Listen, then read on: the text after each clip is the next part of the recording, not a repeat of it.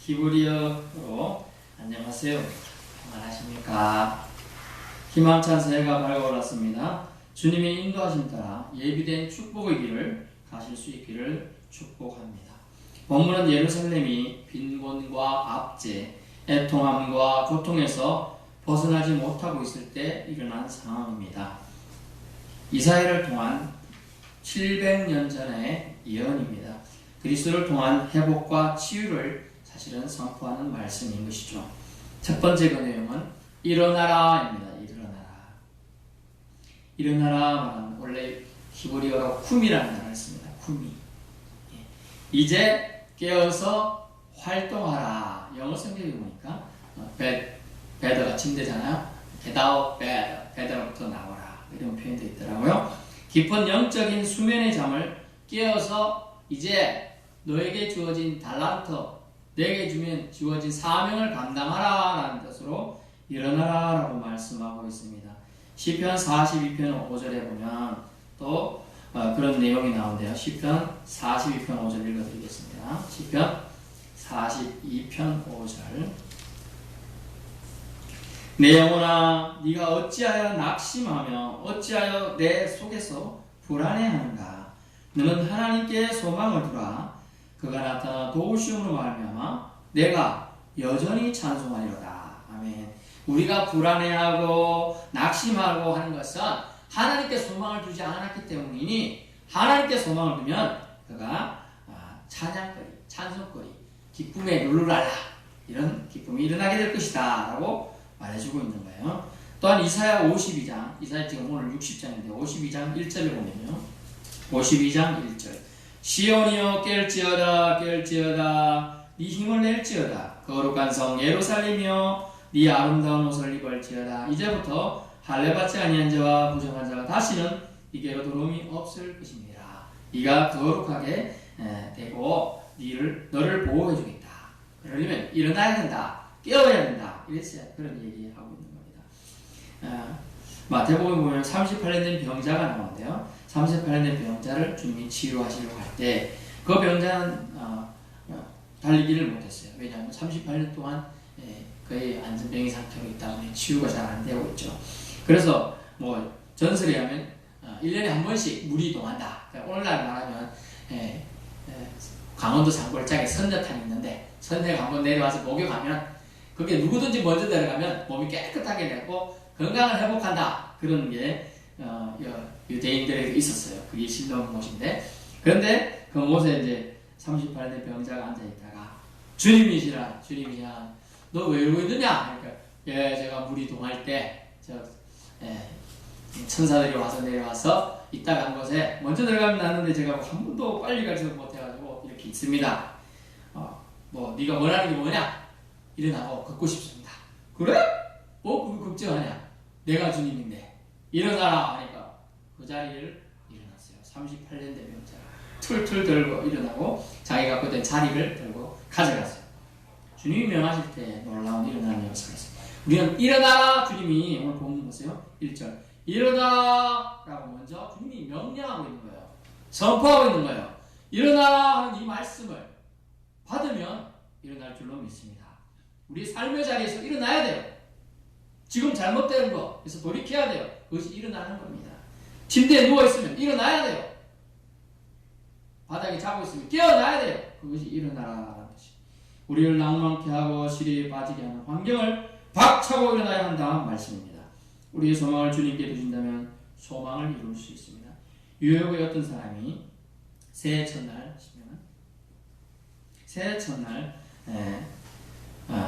시위를 했어요. 새해 첫날부터 이런 시위를 했습니다. 딱 들고 나왔어요. 철을 보세요. 딱 들고 나와 시위를 했는데 첫날부터 사람들이 이렇게 있으니까 저 사람은 첫날부터 저러고 있냐? 상당히 재수가 없다. 기분 나쁘다. 일부 영어를 아는 분 뭐라고 나왔어요? FAIL fail 뭐예요? 실패라고 첫날부터 실패하니까 기분이 아주 상했어요. 근데 그 실패의 뜻을 딱 보니까 이렇게 되어 있습니다. First attempt in learning이라고 되어 있어요. 배움을 위한 첫 번째 시도가 실패다. 이러니까 여러분 희망을 가지십시오 라고 말해 주었다는 거죠. 그 다음 날은 또 이 사람이 또 어떻게 되냐? 그 다음 날 나타나가지고 또 시위를 하는 거예요. 피켓을 들고 적어보세요. 자, 여기 보세요. 이렇게 써져 있어요.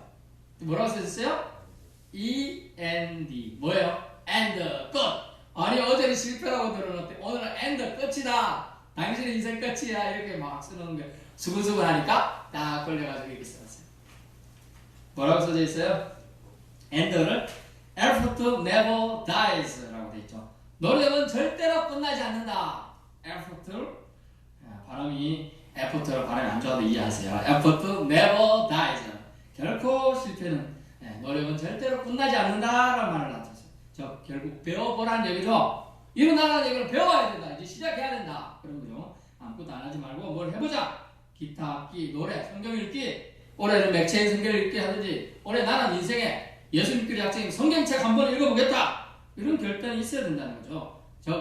이 말씀은 end란 말은 effort, effort never dies. 이 말이 뭐예요 결국은?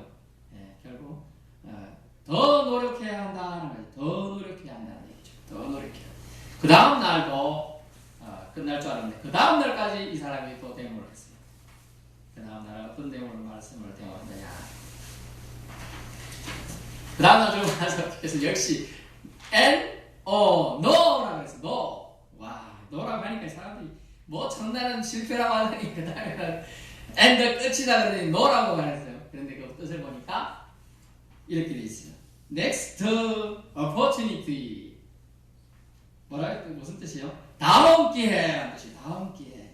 다음 기회가 있다. 우리 no는 거절이라는 뜻이죠. 거절. 이 거절이라는 말은 다르게 보면 no가 돼서 결국 뭡니까? next opportunity. 그래서 다음 기회라는 뜻이다. 이런 거죠. 결국은 더 긍정적으로 생각하라라고 말해주고 있는 거예요. 그러면서 사람들에게 시위를 통해서 삶의 희망을 주고자 하는 메시지를 그 시위자는 던져주었다는 걸 말씀해 주고 있는 겁니다. 그렇습니다. 피켓의 내용이 주는 메시지가 있는 것이죠. 이 피켓은 결국 지금까지 삶이 어떤 모습이든 예수님이 함께 하신다면 언제든 새로운 시작을 할 수 있는 가능성이 열려있다라는 얘기예요. 결국은 일어나라 주님이 명령했으니 일어날 수 있도록 힘을 주실 것이고 일어나서 행동할 수 있는 능력도 부여해 주실 거라는 거예요. 얼마나 희망되는 메시지인지 몰라요. 현재의 자리에서 깨어나 일어서는 게 중요합니다. 침대에서 먼저 눈 뜨세요. 그리고 침대를 박차고 일어나세요. 이제 그래야 일이 시작될 것입니다. 둘째, 주님이 주시는 메시지는 무엇입니까? 둘째, 빛을 발하랍니다. 빛을 발하라. 히브리어로 빛을 발하다. 발하는 단어는 오리라 하지 않습니다. 우리나라 오리 심리는 4kg고 오리는 2kg고 오리는 꾀꾀. 그런데 히브리어로 오리는 빛을 발하다는 단어예요. 빛을 내다라는 단어예요. 결국 그것은 뭡니까? 의를 행하다. 하나님께 영광을 나타내다. 이 단어가 바로 빛을 발하다는 단어예요. 60장 19절을 보세요. 다시는 낮에 해가 네 빛이 되지 않으며 달도 네게 빛을 비추지 않을 것이요 오직 여호와가 네게 영원한 빛이 되며 네 하나님이 네 영광이 되리니. 아멘.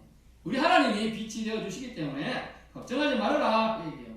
그리고 빛을 발하라는 얘기는 우리가 빛을 받는 존재가 될 것이니까 걱정하지 마라 그 얘기입니다. 우리 종교계의 주창자가 누구죠? 1517년에 한 루터입니다. 루터는 이 본문을 이렇게 읽으라고 말했습니다. 빛을 발하라 이 표정을 적어보세요. 빛을 발하라 이 표정은 기쁜 표정을 지어라 이렇게 웃으라는 얘기예요. 웃어라. 기쁜 표정을 지어라. 또 기쁜 빛을 비추라. 우리 사람이 다른 누군가에게 기쁜 빛을 어떻게 비추죠? 저 사람 기쁘고 기쁜 일이 있는 것 같다. 어떻게 비추죠? 예, 저쪽에 청년이 잘 표현하고 있네. 어떻게 해야 돼요? 기쁜 빛을 비춰야 기쁜 얼굴을 해야 되는 거예요. 기쁜 얼굴을 해서 얼굴을 통해서 보통 사람들은 대부분의 사람들은 그 사람의 기운을 느끼죠. 저 사람이 좋은 일이 있는 것 같다. 기쁜 일이 있는 것 같다. 기쁘면 어떻게 돼요? 사람 얼굴에 나오는 빛은 어떻게 돼요? 전념성이 있어요. 웃는 사람 옆에는 웃어지고 우울한 사람 옆에서는 우울해지는 거예요. 그래서 우리는 루터는 기쁜 표정을 지어라, 기쁜 빛을 비추라 라고 해석해야 한다고 말했습니다. 요새 현대인들이 가장 성경 다음으로 재밌게 보는 책이 있는데 여기 메시지 성경이에요. 메시지. 유진 피터슨이 있는데 유진 피터슨은 60장 1절을 이렇게 해석해서 번역해 주겠습니다. 읽어드릴게요. 예루살렘아 일어나라, 깨어나 해를 맞이하라. 하나님의 빛나는 영광이 너를 위해 솟아올랐다. 이렇게 표현해줘. 결국 해를 맞이하라. 해를 맞이하면 우리 삶이 변할 거다. 그 해가 누구냐? 여호와예요. 여호와.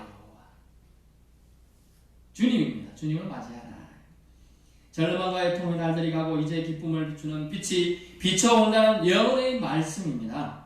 그리스도는 삶의 끝자락에서 희망의 빛으로 오시며 삶의 끝자락, 낭패의 자리를 비추신다. 어둠의 자리를 비추신다라고 얘기합니다.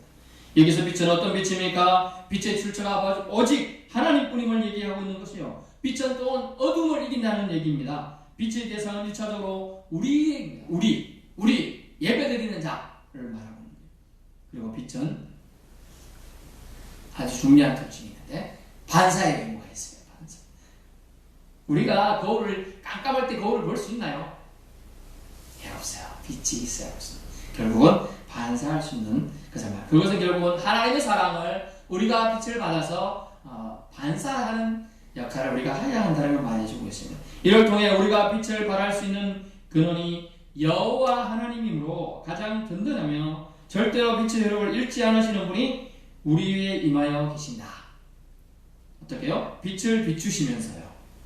우리는 다만 그분을 신뢰하며 주님이 주시는 빛을 반사하기만 하면 됩니다. 참 쉽고 좋습니다. 편합니다. 어떻게 보면 반사만 하면 되니까. 자기가 빛을 창출해서 만들려면 얼마나 힘들겠습니까? 오는 빛을 받아들이는 거, 이게 영접이에요. 주님은 우리를 먼저 오셔가지고 우리에게 먼저 오셔서 내가 주다, 네가 나를 주님으로 받아들이겠느냐 하고 떡떡떡 문을 요구하고 있는 게 놓고 명화 있잖아요. 명화가 좋은 것도 명화라고 하지만 그림이 좋은 것도 명화라고 합니다. 명화 그리고 예수님이 바깥에 서서 문고리 앞에서 떡떡떡 놓고 하는 장면이 나오잖아요. 항상 예수님이 먼저 오셔서 놓고 하고 있다. 삶의 자리에서 우리를 놓고 하고 계셔요. 문을 열어주십시오. 내가 들어가 당신과 살고 싶습니다. 라고 말하고 있는 거예요. 그래서 우리는 명심해야 될 일이 있는데 뭐냐면 우리는 빛을 스스로 발할 수 없는 존재라는 거예요. 이것이 우리를 겸손하게 하는 이유입니다. 빛의 근본이신 아들 메시아가 온으로 성도들 즉 믿는 자들은 빛을 반사할 수 있게 되었습니다. 그러므로 성도는 빛 대신 주님의 오심을 날마다 감사하며 살아야 될 줄로 믿습니다. 그러면 어떻게 우리는 빛을 발하며 살아갈 수 있을까요? 먼저 먼저 우리 자신이 행복해야 됩니다. 아멘. 우리 자신이 행복해야 기쁜 얼굴, 기쁜 표정을 지을 수 있죠. 루터의 말처럼. 에이미 커디라는 박사가 있습니다. 에이미 커디라는 박사는 하루를 활기차고 행복한 마음으로 사는 법을 강연하고 다녔어요. 강연하면서 하루를 활기차고 행복하게 사는 방법, 아주 거창할 줄 알고 사람들이 강의를 하는데 이런 방법입니다. 저를 따라해보세요. 저를 따라해야, 저를 보셔야 따라하죠. 이렇게 잡고, 자, 빨리 잡으세요. 자, 기지개를 쭉 펴세요. 아이고, 왼쪽도 한번 하고, 오른쪽도 한번 하고. 예, 이것이 에이미 커디 박사가 한 강의 내용이에요. 뭐냐면, 기지개를 친 거예요, 기지개를. 왜냐면, 아침에 일어나서 기지개를 실컷 마음껏 켬을 통하여 그 사람의 심령 상태가 밝아진다는 거예요. 간단하잖아요. 우리 생각해보죠. 예전에 어릴 때 태어나면 엄마 아빠의 보호사비를 켜다가 좀 크면 이제 초등학생 가면 기지개를 잘 잡아놨으니까 어떻게 하면 기지개를 잘 키잖아요. 그럼 이게 키가 한 뼘이나 큰 것 같다 이러면서 기분 좋아했는데 기지개를 실컷 켜라는 거예요. 마음껏.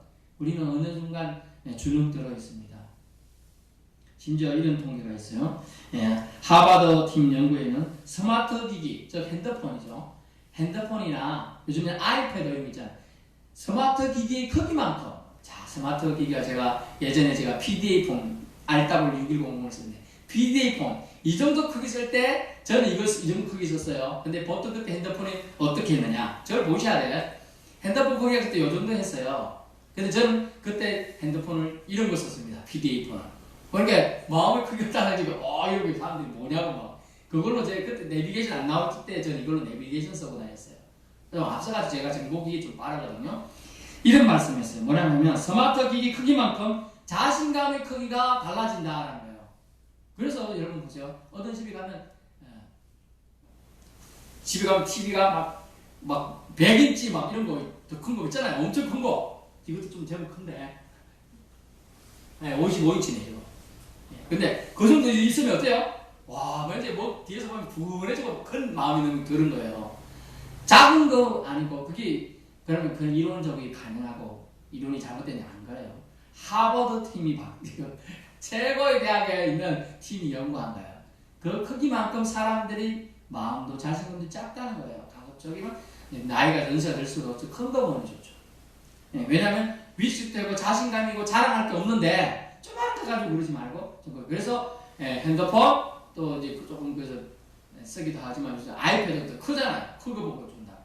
그런 걸 사용하라는 거죠. 그런 것을 말하는 결국 기지개 그런 것은 내 마음에 있는 엉어리를 풀어내고 또 내 마음 속에 있는 자신감도 회복하고 또 내가 이렇게 오늘 멋지게 살아가겠다고 하는 몸에 움츠렸던 것을 피는 것. 우리 잘 때 보통 어떻게 자요? 건대처럼 딱 뻗어 잘 때는 많아요. 그냥 이렇게 웅크리고 잘 때가 많아요. 대부분의 사람이 어떤 때 편안함을 느끼나 웅크리고 잘 때 느낀다고 합니다. 왜냐하면 태 속에서 엄마 뱃속에서 대부분이 웅크리고 있기 때문에 웅크리고 잘 때가 편안하게 느끼고 잠답니다. 근데 잠을 너네 중에 웅크리고 자면 세포들이나 이렇게 근육이 거의 경직돼 있어요. 그것을 풀어주는 것만 해도 그 사람에게 자신감이 회복된다는 거예요. 그러면 그 자신감을 통하여 행복이 깃드는 거예요. 그래서 여러분은 우리 자신이 행복해지는 첫 번째로 올해 한번 해보세요. 하루에 한 번, 까먹더라도 이틀에 한 번씩은 기지개를 실컷 마음껏 기지개 잠깐 1분을 키겠어요. 그렇다고 2분을 키겠어요. 한 30초 키기도 힘들잖아요. 한번 실천해보세요. 그것을 통하여 여러분에게 자신감도 회복되고 행복 지수가 올라간다는 것이죠. 해보실 수 있게 바랍니다. 두 번째는 뭐냐면 두 번째 우리 자신이 빛을 발하며 살아갈 수 있게 되는 뭐냐면 두 번째는 답게 뭐뭐답게 살자라는 거예요. 따라해볼까요? 뭐뭐답게 살자. 자, 답게. 답다라는 것을 제가 사전에 찾아보니까 사전에는 사전적인 용어 일부 명사 뒤에부터 성질이나 특성이 있음을 뜻하고 또 더해서 형용사를 만드는 정리어다라고 하는 것이 바로 뭐뭐답다라는 거예요. 그런데 뭐뭐답게 마태복음 10장 8절에 거저받은 것 거저두라라는 얘기가 있어요. 우리 거저받은 거 많은데 우리는 제사함도 거저받았고 구원도 거저받았고 권능도 모두 거저받았어요. 거저가 뭡니까? 공짜. 은혜로 받았다는 얘기예요. 성도의 삶은 결국 은혜로 사는 삶임을 알려줍니다. 그리스도인답게 거저받은 것 공짜로 거저줍시다. 우리 것도 아닌데 움켜쥐려고 하는 것은 뭐뭐답게 맞지가 않아요. 이 답게는 앞에는 그리스도인답게 그리스도인답게 신앙과 맞지 않아요. 그리스도인답게는 결국 예수님의 생을 생각하는 거예요. 예수님이 살아계셨던 그때 행한 일들을 생각해 보는 것이 그리스도인답게예요. 이 땅에 임하시고 성천하실 때까지 우리는 우리에게 모든 것을 주시고 가신 분이기 때문에 우리는 그리스도인답게 신앙을 회복해야 한다는 겁니다. 성도답게, 사람답게, 남자는 남자답게, 여자는 여자답게, 부모는 부모답게, 자녀는 자녀답게 올해를 살아가야 한다는 겁니다. 이런 삶을 통해 우리는 빛을 발할 수가 있습니다. 이를 통해 하나님 아버지를 기쁘시게 하고 영광 올려드릴 수 있다는 거죠. 어때요? 뭐뭐답게 살아보는 거예요. 남자답게, 여자답게, 부모답게, 자녀답게 살아보자는 거죠. 답게. 뭐뭐답게만 잘해도 이게 자리매김을 뜻하죠. 뭐뭐답게라는 것은. 내가 그거 왜 하냐 이런 생각하지 마세요. 뭐뭐답게. 우리가 세상에 옛날에 우리는 초등학교 때 저 세대 정도로 되면 외웠잖아요. 민족 중에 역사적 사명을 띠고 이 땅에 태어났다. 그래서 막 외웠는데 그런 거 사명감을 가지고 좀 살아야 된다. 사명감. 내가 이 땅에 주어진 분명한 목적이 있을 것이다. 조물주를 나를 만들고 하나님께서 나를 만드신 목적이 있을 텐데 그 사명감을 회복하는 것이 뭐뭐답게라는 거죠. 답게. 학생은 학생답게, 선생님은 선생님답게 살아야 한다는 걸 말해주고 싶습니다. 결론입니다. 기억할 것은 여러분이 행복해야 주님도 행복합니다. 여러분이 행복해야 주님이 행복해요. 여러분이 날마다 울상이며 죽을 상이며 주님도 우울해하신다는 거예요. 여러분이 행복하려면 삶의 뒤안길 끝자리에서 일어서야 될 줄로 믿습니다. 왜냐하면 주님이 명령하셨기 때문입니다. 일어나라 명령하셨으니 우리는 일어나야 될 줄로 믿습니다. 또한 툴툴 지난 것 잃어버리고 또한 빛을 발하십다. 왜 주님은 말씀하셨기 때문에 빛을 발하라 말씀하셨기 때문에 우리는 빛을 발해야 됩니다. 기쁜 표정을 지어보라는 얘기예요. 주님이 우리에게 임하셔서 빛을 비춰 주셨는데 우리가 왜 우울해하고 우리가 왜 기쁜 표정을 짓지 못하는 걸까요? 그러므로 우리는 기쁜 표정의 빛을 발하실 수 있는 저와 여러분 되시기를 축복합니다. 기도하겠습니다. 주 하나님 감사합니다. 일어나